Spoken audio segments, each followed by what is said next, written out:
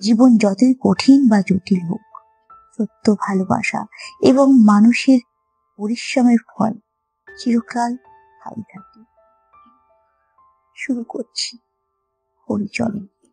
সে আজ অনেক দিনের কথা, প্রায় 10-12 বৎসরের কথা। তখন দুর্গাদাস বাবু উকিল হন নাই। দুর্গাদাস বন্দ্যোপাধ্যায়কে তুমি বোধ হয় ভালো চেনো না, আমি বেশ চিনি। এসো তাহাকে আজ পরিচিত করিয়া দিই। ছেলেবেলায় কোথা হইতে এক অনাথ পিতৃমাতৃহীন কায়স্থ বালক রামদাস বাবুর বাটিতে আশ্রয় গ্রহণ করিয়াছিল।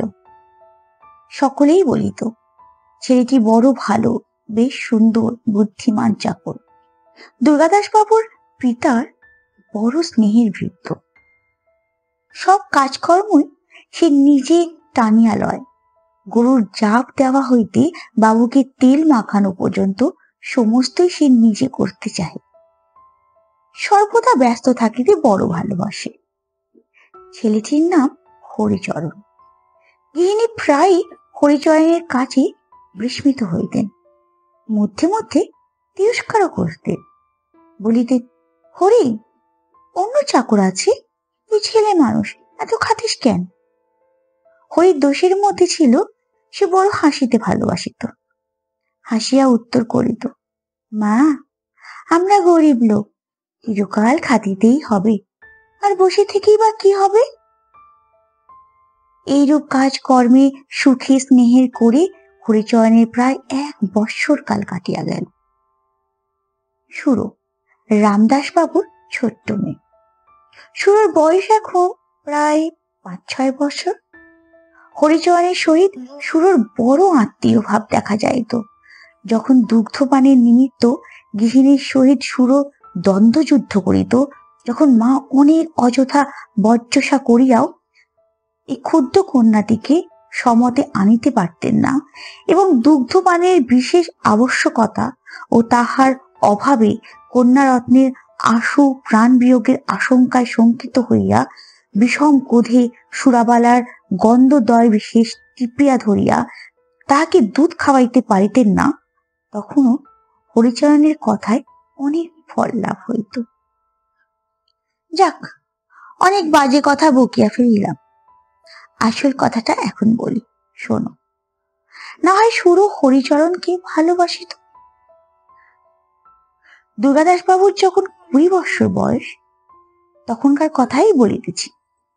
দুর্গাদাস এতদিন কলকাতাতেই পড়িত। বাড়ি আসিতে হইলে স্টিমারের দক্ষিণ দিকে যাইতে হইত। তাহার পরেও প্রায় হাঁটা পথ 10-12 কোশ আসিতে হইত। সুতরাং পথটা বড় সহজগম্য ছিল না। এই জন্যে দুর্গাদাস বাবু বড় একটা বাড়ি যাইতেন না। ছেলে বিয়ে পাশ হইয়া বাড়ি আসিয়াছে, মাতা ঠাকুরানী অতিশয় ব্যস্ত।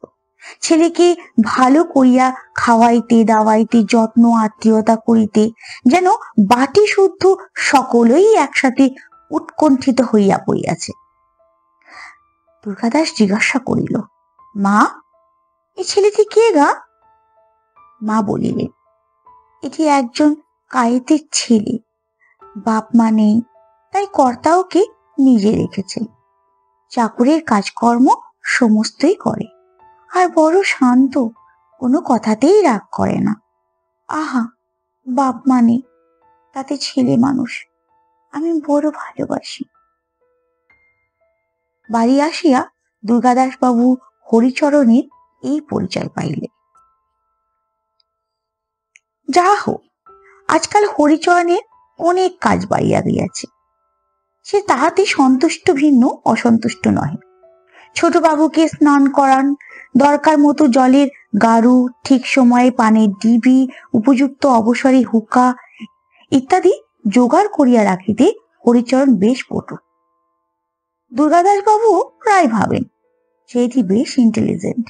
সুতরাং কাপড় কোচন, তামাক সাজা প্রভৃতি কর্ম হরিচরণ না করিলে দুর্গাদাস বাবুর পছন্দই হয় না। কিচ্ছু বুঝি না, কোথাকার জল কোথায় দাঁড়ায়। মনে আছে কি, একবার দুজনে কাঁদিতে কাঁদিতে পরি বড়ই দুরূহ তত্ত্ব। আমার বোধ হয় সব কথাতেই এটা খাটে। দেখেছ কি, ভালো থেকে কেবল ভালোই দাঁড়ায়, মন্দ কি কখনো আসিয়া দাঁড়ায় না? যদি না দেখিয়া থাকো তবে এসো, আজ তোমাকে দেখাই বড়ই দুরূহ তত্ত্ব। উপরিউক্ত কথা কয়টি সকলে বুঝিতে পারা সম্ভব নয়, প্রয়োজনও নাই। আর আমারও ফিলোসফি নিয়ে ডিল করা উদ্দেশ্য নহে, তবুও আপসে দুটো কথা বলিয়া রাখাই ক্ষতি কি? আজ দুর্গাদাস বাবু একটা জাকাল ভোজের নিমন্ত্রণ আছে, বাড়িতে খাইবেন না, সম্ভবত অনেক রাতে ফিরিবেন। এসব কারণে হরিচরণকে প্রাত্যহিক কর্ম সারিয়া রাখিয়া শয়ন করিতে বলিয়া গেছে। এখন হরিচরণের কথা বলি।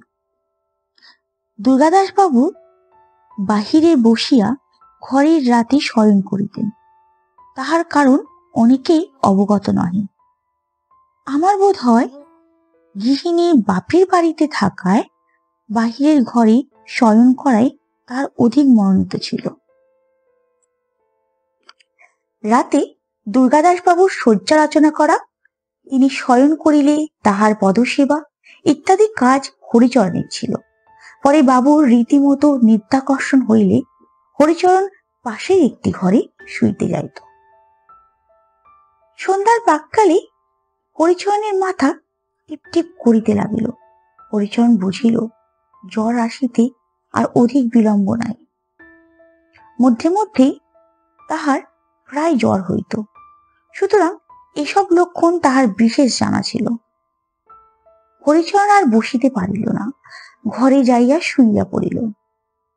ছোটবাবুর যে বিছানা প্রস্তুত হইল না, একথা আর মনেই রইল না। রাতে সকলেই আহারাদি করিল, কিন্তু হরিচরণ আসিল না। গৃহিণী দেখিতে আসিল হরিচরণ ঘুমাইয়া আছে।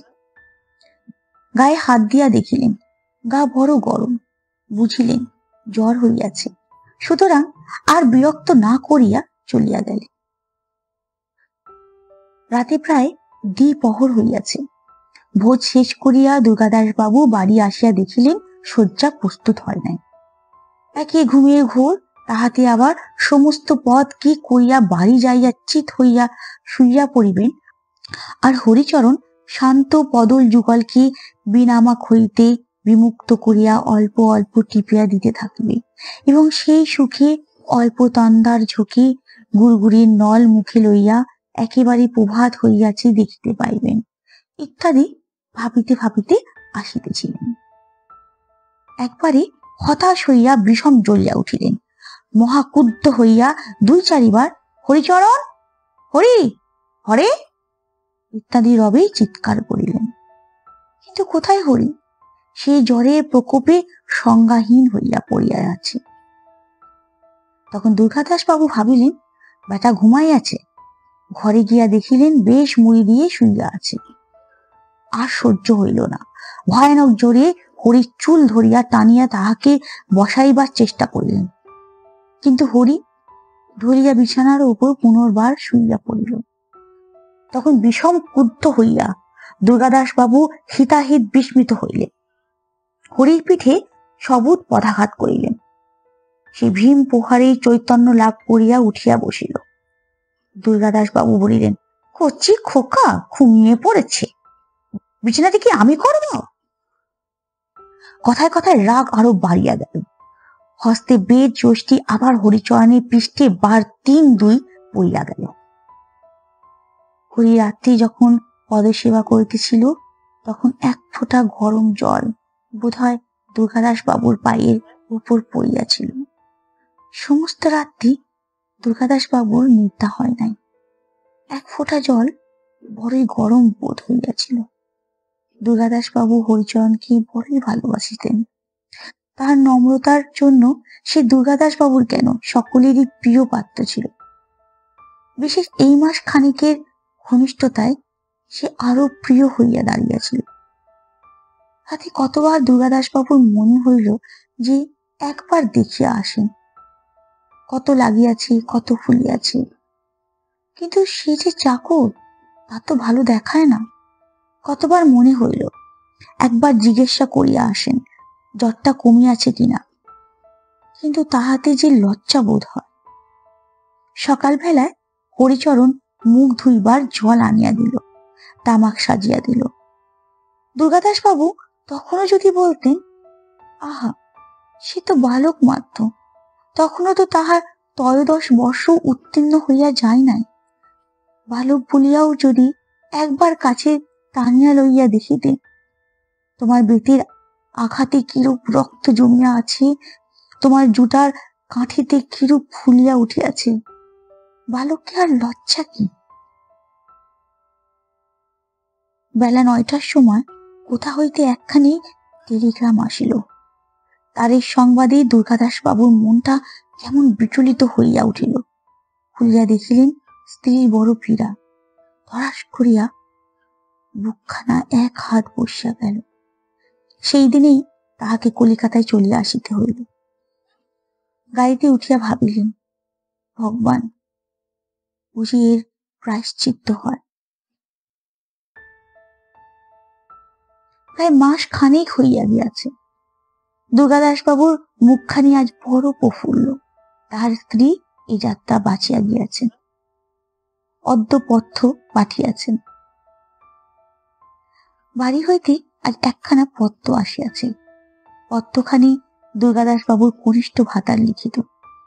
তলায় এক স্থানে পুনশ্চ বলিয়া লিখিত রইয়াছে, বড় দুঃখের কথা, কাল সকালবেলা 10 দিনের জ্বর বিকারী আমাদের হরিচরণ মরিয়া গিয়াছে। মরিবার আগে সে অনেকবার আপনাকে দেখিতে চাইয়াছিল। আহা, মাতৃপিতৃহীন অনাথ। ধীরে ধীরে দুর্গাদাস বাবু পত্রখানা শতদা ছিন্ন করিয়া ফেলিয়া দিলে।